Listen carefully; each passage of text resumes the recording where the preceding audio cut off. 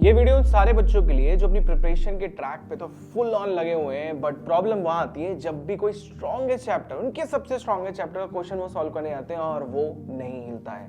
But confidence तो पूरा हिल जाता है। सो इस वीडियो में बात करेंगे उन सारे बच्चों को एड्रेस करते हो और इस पॉइंट पे आपको क्या ऐसा करना चाहिए कि आपके स्ट्रॉन्गेस्ट चैप्टर के जब भी क्वेश्चन कहीं भी अटके होंगे, कभी भी कोई एक क्वेश्चन भी अटका होगा, तो आपको उस समय क्या फॉलो करना चाहिए। पहला पॉइंट, बेसिक से मत भागो बल्कि उसके पीछे बढ़ो। इसका कहने का मतलब बहुत सिंपल सी बात है, जब आप अपने सबसे स्ट्रॉन्गेस्ट चैप्टर क्वेश्चन को सॉल्व कर रहे होते हो और वहां अटक जाते हो, इसका मतलब है आपको जाना अपने बेसिक पे और दोबारा से वो परफेक्ट टाइम है कि आप सारे क्वेश्चन को रिवाइज करो, सारे अपनी थ्योरी जो आपने मार्क करें, जो इंपॉर्टेंट पॉइंट मार्क करें, उसको जरूर रिवाइज करो, बिकॉज कहीं ना कहीं वहां एक हिंट छुपा हुआ है जो आप मिस कर रहे थे, प्लस साथ साथ आपका रिवीजन भी हो जाता है। सेकंड पॉइंट, क्वेश्चन को पार्ट्स में तोड़ो और क्वेश्चन पक्का हिल जाएगा। इसका मतलब क्या है, क्वेश्चन कई बार आपको बड़ा मिलता है या फिर क्वेश्चन में डेटा बहुत सारे होते हैं, तो जब भी क्वेश्चन में डेटा बहुत सारे हैं उन सबको एक एक करके लिख लो। कई बार वो सारे डेटा देखने के बाद आपको क्लियर हो जाता है कि हाँ यार, ये कॉम्बिनेशन ऑफ डेटा को लेके मैं आंसर निकाल सकता हूं, या फिर क्वेश्चन को जब पार्ट्स में करते हो तो कई बार छोटे छोटे पार्ट्स से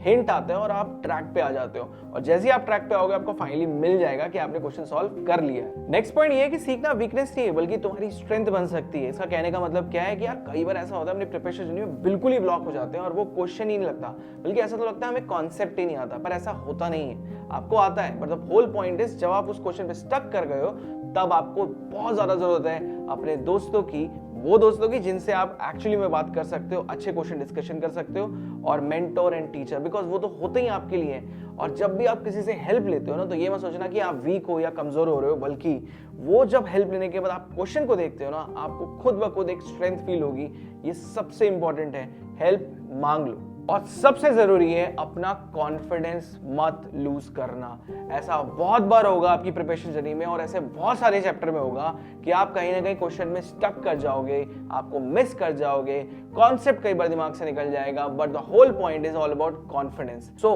फाइनली पॉइंट बस इतना ही है, जस्ट कीप गोइंग। क्वेश्चन है, टाइम दो, कई बार कॉन्सेप्ट चेंज करो, मे बी दोबारा आओगे, शायद वो क्वेश्चन बन भी जाएगा, और ऐसा मोस्ट ऑफ द टाइम मेरे साथ तो हुआ है, तो शायद तुम्हारे साथ भी हो ही जाएगा। अब तो ये सारी बातें हो गई कि जब आपका सबसे स्ट्रॉन्गेस्ट चैप्टर के क्वेश्चन सॉल्व नहीं हो रहे, बट अब बात करते हैं कि आप चैप्टर को कैसे प्रिपेयर करो कि वो सबसे स्ट्रॉन्गेस्ट खुद ब खुद बन जाए, और कोई भी ऐसा क्वेश्चन नहीं हो सकता जो आप सॉल्व ना कर पाओ। तो इस पे बहुत ही सिंपल पॉइंट्स है, ध्यान से सुनना। पहली बात, प्रॉब्लम के रूट पे जाना है, हमेशा प्रॉब्लम के रूट पे जाना है, वहीं से तुम्हारी कॉन्सेप्चुअल क्लैरिटी बनती है। और वो करने का बेस्ट तरीका क्या है, जब आप पहले वो प्रिपेयर करते हो तो आप, मैं मानता हूं कि आप इजी क्वेश्चन से स्टार्ट करते हो और फिर टफ प्रॉब्लम तक आप कुछ टफ प्रॉब्लम को फेस करते हो जहां आप फंसते भी हो, बट उन टफ प्रॉब्लम को बुकमार्क करके रखो, क्योंकि जब आप नेक्स्ट टाइम उस चैप्टर पे आओगे और उसको रिवाइज करोगे, आपकी शुरुआत उन्हीं सारे क्वेश्चन से होनी चाहिए। जैसे जेई के अंदर जेई एडवांस के सबसे टफेस्ट प्रॉब्लम को पकड़ो, अगर उस चैप्टर का वो प्रॉब्लम भी तुम बहुत इजीली सॉल्व कर पा रहे हो, इसका मतलब तो कॉन्सेप्चुअल क्लैरिटी तो फॉर श्योर हो गई है।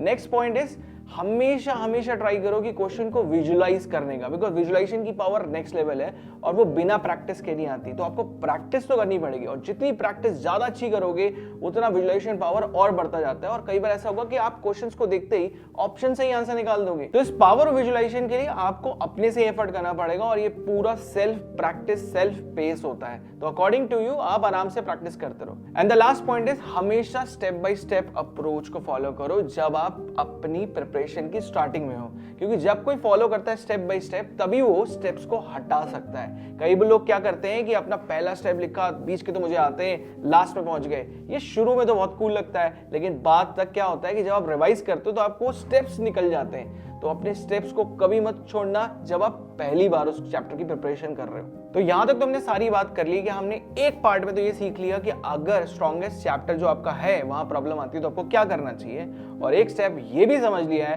कि अब जब चैप्टर जब भी प्रिपेयर करो वो खुद ब खुद स्ट्रॉन्गेस्ट हो जाएगा और कभी भी ऐसी प्रॉब्लम नहीं आएगी कि क्वेश्चन सॉल्व नहीं हो रहा हो। तो आपको मेरी स्क्रीन पे दिख रहा होगा कि इस बार अनअकैडमी ने पहली बार बैचेस इंडिपेंडेंट लेके आया, तो आप जाके बैचेस डायरेक्टली बाय कर सकते हो, और साथ साथ आपके QFT फ्लैश कार्ड जो आपके कॉन्सेप्ट और रिवीजन को तो नेक्स्ट लेवल बना सकते हैं। तो इस सब को एक्सप्लोरेशन के लिए आप जा सकते हो डिस्क्रिप्शन पे, पर ध्यान रखना इस सब पे 50% डिस्काउंट है, बट संडे तक। तब तक के लिए साइनिंग ऑफ, बाय बाय।